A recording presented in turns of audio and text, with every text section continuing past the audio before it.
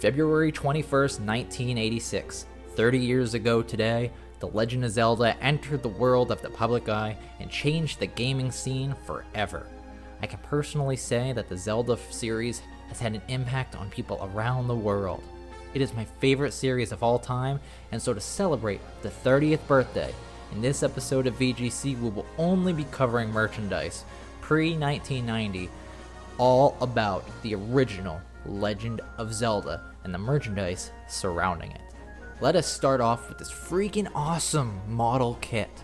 With this, you can put together and paint your own little Zelda scenes.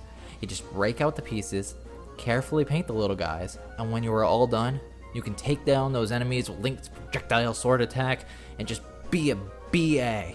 This set is the definition of cool, and I would easily pay for something similar to be released all over again. Now, if having to paint your toys before you play with them really isn't in your style, how about you just buy your child this wind-up toy, or maybe even yourself? It's not as exciting, but it certainly is interesting, at least for collectors. Now, let me break this down to you. Impa is on the packaging. She does not appear in the game, but she does in fact appear in the manual, so it's not too weird to have her here. Link appears to have dyed his hair from brown to orange.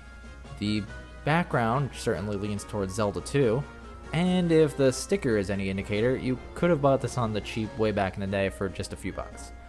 Today it's going to set you over $200 if you want one sealed, even in poor condition like this one. Loose though is of course going to be much cheaper. Now real quick, let us stay with the bad hair and move onto this soul-stealing Halloween costume. I am sure that anyone wearing this would scare the pants off of any other child in the neighborhood. I mean, this is not how you look like a hero. With a weird, droopy hat, terrifying face with orange hair once more, and an outfit that for some reason has Link himself on it even though you are already supposed to be Link. Oh, and the wonderfully red pants. I just don't see this being popular. But just remember, someone got paid to create this monster, and now collectors like myself are still buying it. I think that sentence alone says it all. Now, how about we cool off this frustration with some towels? Yeah, that's right. We have two different styled towels, as well as one washcloth, that was all available in the Nintendo Powers catalog. To be perfectly honest with you though, the washcloth is something I have never seen up for sale, so consider it the rare item out of this group. It appears that the red towel is for the beach, while the white one is for your home. That way no matter where you go, you too can show your Zelda love. Alright, so now back to the kick-ass action. We have this yo-yo. What I find fascinating about this product is how they portrayed Link. They appear to have kept Mario the same art style as his games at the time, but I guess they felt the need to change Link, and it is really cool. It reminds me of what could have been a nice cartoon show. Anyways, I digress, so let's keep going. This was part of a series from several different companies, with this being the Nintendo version. Before Pokemon, you had to collect the yo-yos, so good luck trying to get them all today, especially if you want them sealed. Now, if yo-yos are just a little too extreme for you, how about we sit down for a nice puzzle? I mean, it's only 60 pieces, and I think it would make for a really cool piece of art if it was framed. Other than that, there's not much else to say, as you know, it is a puzzle. I mean, I could talk about how during this time it seemed that Link went through various versions artistically. I mean, for example, here he appears to be more Zelda 2 style than the short Zelda 1 version we are remembering today in this episode. But you know, that was actually quite a common thing to occur back then. The same appears on another 1989 Zelda puzzle, but you know what? I'm gonna let you try and discover that puzzle for yourself. Now, if puzzles are a little too easy for you, try gathering up some friends for this epic board game. That's right, local board game action. No online stuff here.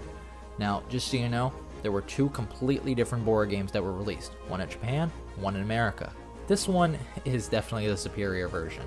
By using dice, you're able to move your character around, fight enemies, go dungeon raiding, and just overall, you had this real adventure on this board game. And even looking at the art style on the box itself, I mean, this clearly had a lot of love, detail, and attention brought to it. Such a shame that the other quote-unquote versions of this game never really met up to the Japanese standards. It's not really even the same game. It's literally just another Zelda game, so they're not even on the same level. But if you have to get one, get the Japanese version. Last up is this Gashapon set of unpainted figures. Now, you probably already know, because of all the VGC episodes I'm sure you've watched, what Gashapon is. But basically, equate it to having the blind boxes that you get toys in today, where you don't know what you're going to get. And these were in vending machines. So they came in 2 sets and in 5 different colors.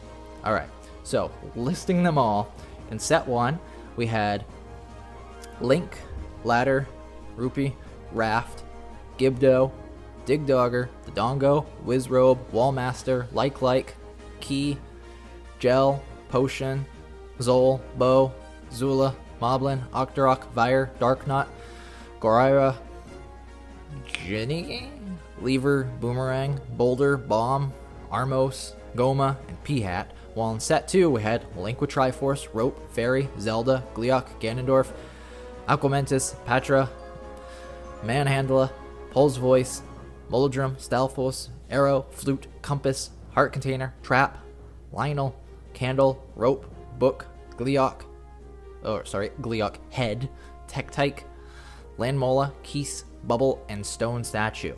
Yes, I don't actually know how to pronounce a few of those names, but there they all are, in all their glory.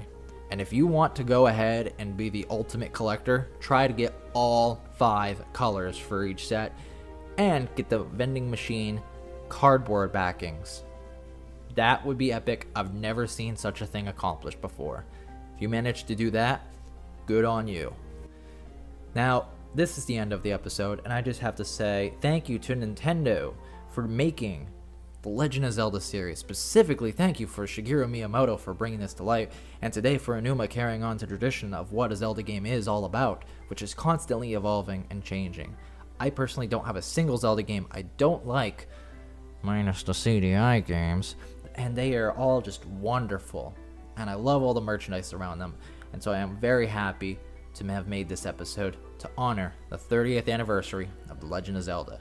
Now, if you want to see some more VGC episodes, including some of my original episodes for VGC, which included other Zelda content from more current games, but do mind that the quality is not quite the same as it is today. It's one of my first videos for VGC. There is some links down below. And I have been Link584, and if you like this video, of course, hitting that like button is great, but leave a comment and share it with your friends. And I will see you guys next time on the Video Game Collectibles Show. Bye-bye.